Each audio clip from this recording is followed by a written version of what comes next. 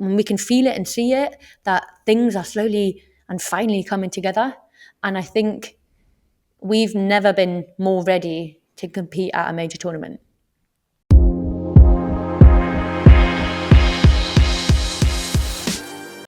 Hey everyone, welcome to our podcast, The Bold Tackle. We are your hosts, Sophie Howard and Oliver Howard, and we are ready to tackle bold topics in sport, Highlight the women's football industry, and speak about the unspoken. If you are ready to get an insight into what really goes on behind the scenes, join us on our journey and listening to The Bold Tackle.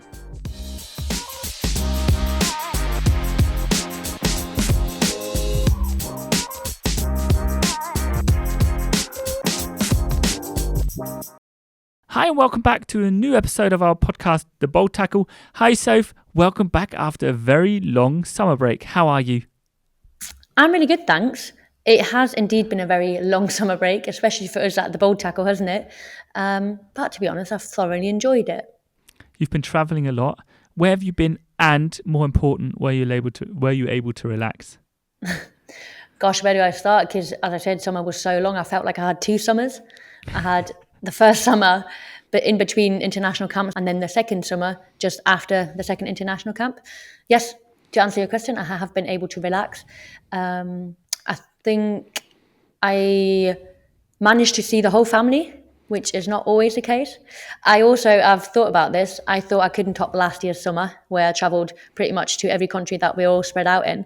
But I think I've topped last year's summer with everyone meeting in Spain where Dad lives and all of us having a week together, which was absolutely amazing. I don't think we've had that in a decade. Or ever. Well, I think when we were growing up, we all lived in one house, but since we moved out, I don't think we've had a week together, all of us.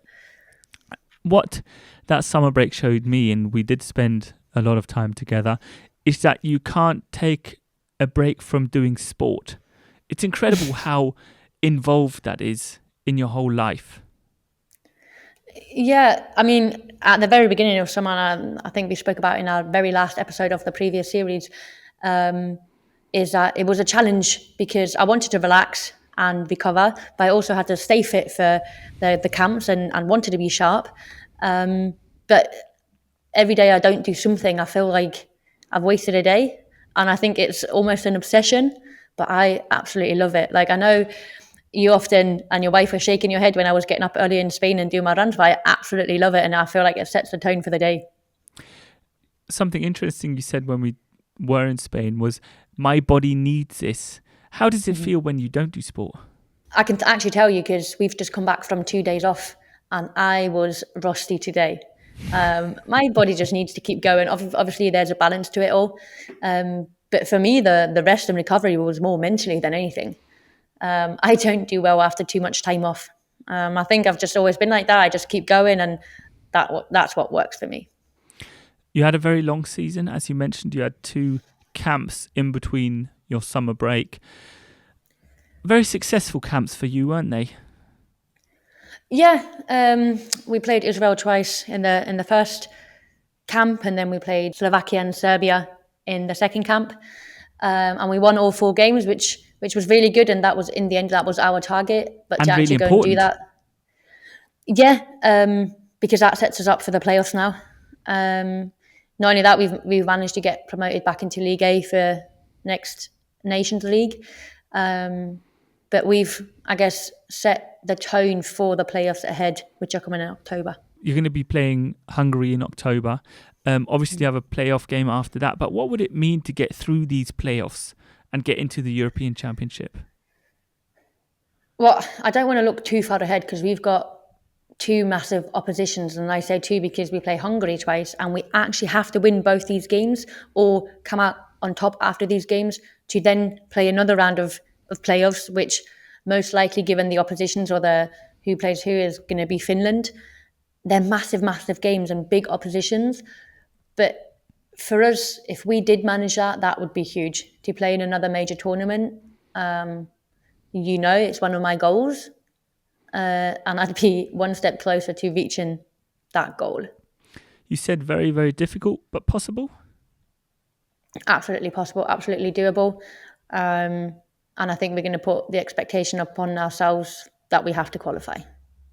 That's not an answer I was really expecting. Is that what the whole team is thinking? I think that is the overall feeling, that we don't want to see another tournament go by where we're not participating. It's been two now, and they are absolutely painful to watch. It's even more so painful in the changing room when everyone talks about it, and you are not part of that. So we don't want to be in that situation again come summer next year. Especially with the quality you have in the team today. So looking at the last, or the World Cup before that in 2019, comparing it with now, you have big quality, and through the whole team, it's just not one. It's not just 1, 2, 3 players. Yeah, I think we have a very strong squad. I think the biggest thing is when the new staff came in a couple of years ago, it took them a lot of time to implement what they wanted to implement. And it took us a lot of patience and I guess trusting the process in a sense of buying into what they wanted to do. Because if you think about it, we had Spanish staff coming to Scotland and a Spanish way of playing with Scottish people, just it seems like it doesn't go. And that's what at times we felt, if I'm completely honest. But we've now reached a point where when we can feel it and see it, that things are slowly and finally coming together. And I think we've never been more ready to compete at a major tournament. Going away from Scotland, going back to Leicester, you're back in pre-season, week 2 today. How was the first week? The first week, the first days are always quite nice, just everyone coming back together. It's mad how throughout the season we almost spent every single day together, and then over summer I saw most of them. I didn't see them for 10 weeks. I had contact with a few, but I actually didn't see anyone apart from people training when I was back in the building for the whole of 10 weeks. And then you come back in it and it's like nothing's changed, and you're back and seeing each other every day again. The first couple of days are always profiling. They're the days we all dread because it's just we try and go away from testing to give this whole thing more pressure than what it is. But the first 2 days are profiling days, mainly in the gym, a field test. But then we were absolutely excited when Wednesday came and we were back on the pitch with the ball at our feet. Are you happy with your outcome for profiling? Yeah, pretty much. We haven't gotten the results yet, so I can probably tell you in the next episode. But from my feeling and I guess me seeing the scores while I was doing it, I was quite happy. And what's your impression of team and staff? Obviously, a lot happened in those 10 weeks of not being there. You've got a new coaching staff. You have new team members. Give us some insights there. What was your impression of all the changes? I mean, the first impressions are all positive. The coaching staff with Amandine coming in and Amari, her assistant coach, and all the new players that we've brought in, all of them, from players' perspective, all of them add quality and seem very nice people. But you know how it is. It takes time to get used to one another, get to know one another, but that's what pre-season is there for as well. And obviously, as a team, we're going on tour, so hopefully that will help as well. But just after the first week of training, I'm very excited for what's ahead. I agree that it takes a lot of time to get everyone involved, to get the team structure and get the feeling within the team. But what you do see in the first couple of days is always the style of play that wants to be implemented. Anything to say on that? Yeah, it's very clear what the new coaching staff have brought in and want to bring in and want to implement. It's very exciting, creative football, which we're all very much looking forward to. I obviously don't want to give away too much, but I think everyone can be excited for what we're going to produce on the pitch very, very soon. That being said, it takes time. It doesn't happen overnight. We've been presented with what it should look like and hopefully what it will look like, but it simply takes time because they've got a lot of new players they have to work with that they haven't worked with before. And with the new additions to the squad, we have to find ourselves as a team again. But that's what pre-season is there for. Give us also some impressions on the new signings. Amandine brought one striker from her previous club. Can you tell us a little bit about the signings? Any information you got already? What are they like as people? As I said, they're all lovely people. I've had a chat with all of them. Noemi, who's the new French striker, speaks very little English, but we've managed to have a conversation through, I guess, sign language. You know how my French is, it's quite limited, but we actually had a conversation on the pitch today. If you need any French skills, Soph, call me. Yeah, I will pass on your number actually. But it's so interesting because typically in the past I've always been the one translating for most people. But now we've got obviously Julie who can speak English and French, and Janice can speak about 15 languages. So for once it's not me translating, I'm being translated for. So it's a very, I guess, pleasant new role or different role in that sense. But you know how it is. Football is a common language. Once you step on the pitch, it doesn't matter what language you actually grow up with or speak, because you all work towards the same goal, and the language then is secondary. Do you actually have any people translating, or is it just team members? Just team members. We don't have like an official translator in the team, but often Janice translates. She speaks, as you know, many languages. Julie started for us as well, in a sense of, she translates for Noemi. All of us, like, apart from that, I think everyone can speak enough English that we can all have a conversation. But you should witness the canteen during lunchtime. There's about 6 different languages going around, and that's not including the 2 Japanese that don't really speak that much with one another. But yeah, it's absolute madness. But it's quite cool to watch all these different languages, and then once you step on the pitch, that's all secondary. Melting pot, and in the past, that normally shows teams that at the end of a season stick together very strongly. Yeah, I think you immediately have to, I guess, move in the same direction. Languages aside, we work together towards the same goal.